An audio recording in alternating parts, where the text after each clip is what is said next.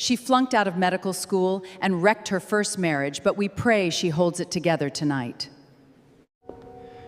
Should I reveal the real reason you yanked her away from school and forced her into that awful marriage? You secretly forged her signature, stole her tuition funds to cover gambling debts. The federal audit officially opened, and the police will call you tomorrow morning. Should I reveal the real reason you yanked her away? The room went dead silent. The heavy crystal wine glass in my mother's hand slipped right through her polished fingers, shattering into 100 sparkling pieces against the marble floor.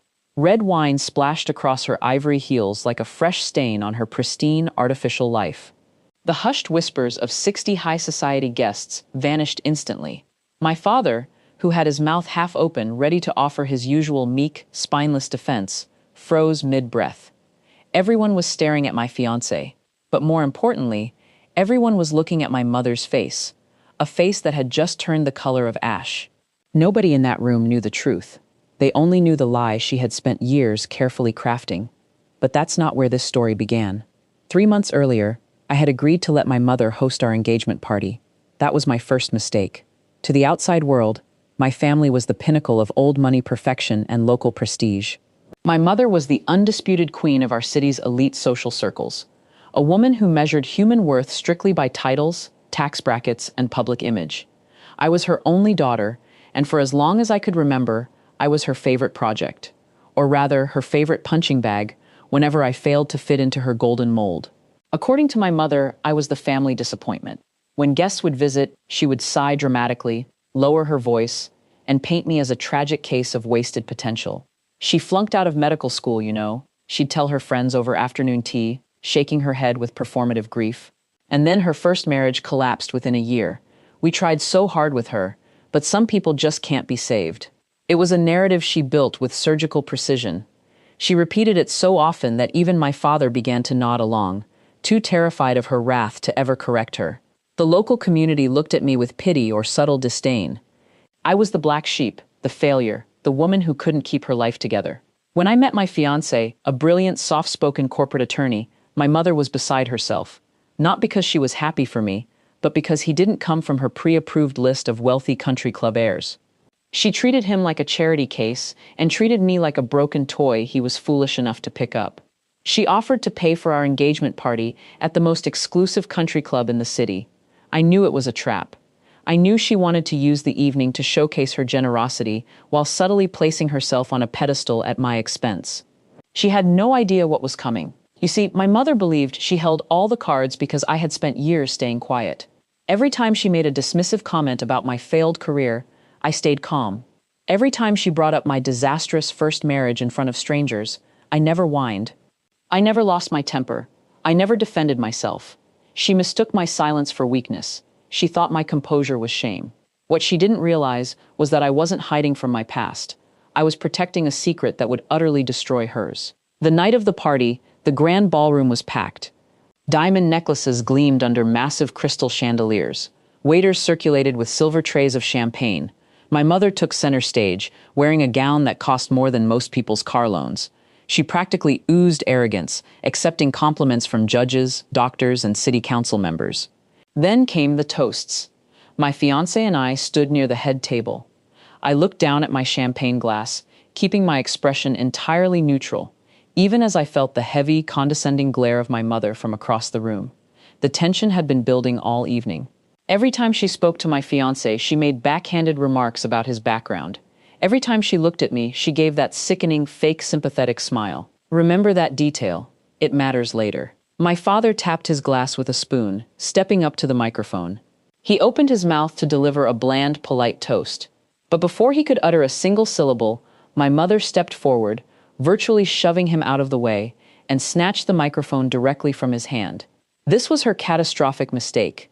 She didn't just hijack the toast. She wanted to execute a public execution of my character in front of the most influential people in the city. "Thank you all for coming," my mother said into the microphone, her voice echoing clearly off the high ceilings. She smiled sweetly at the crowd, then turned her cold eyes toward me.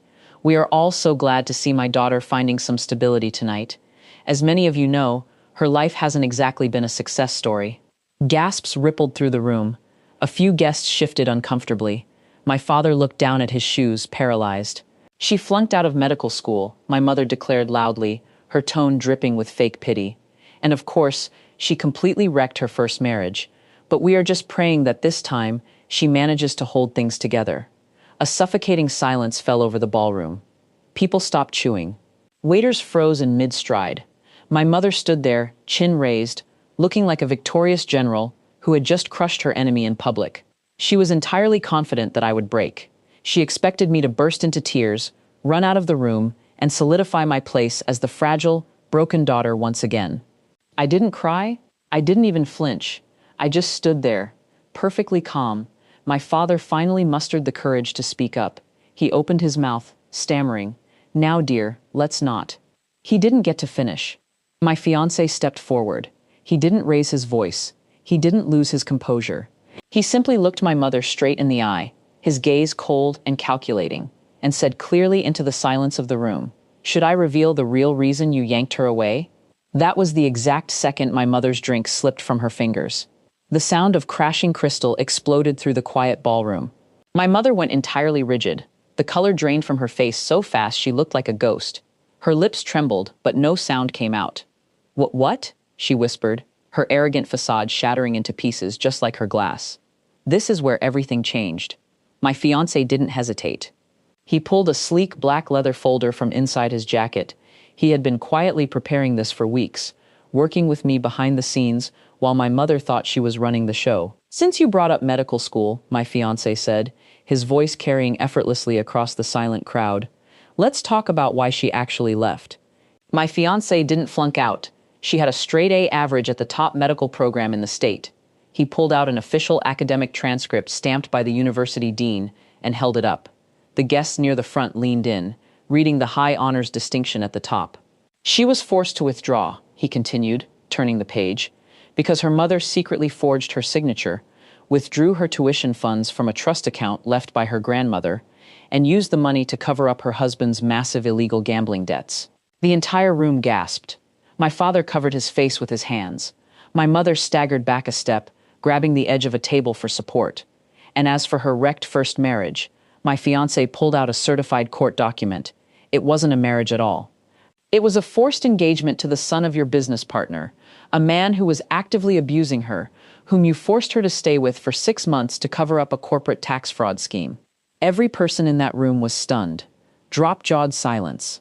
Shocked faces, pale expressions.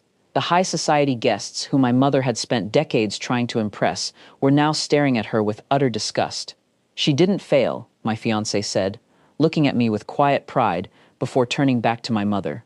"She survived you. She took the blame, kept your secrets to protect what was left of this family's reputation, and rebuilt her life completely on her own terms, without a single dime from you." He closed the folder with a sharp, decisive snap.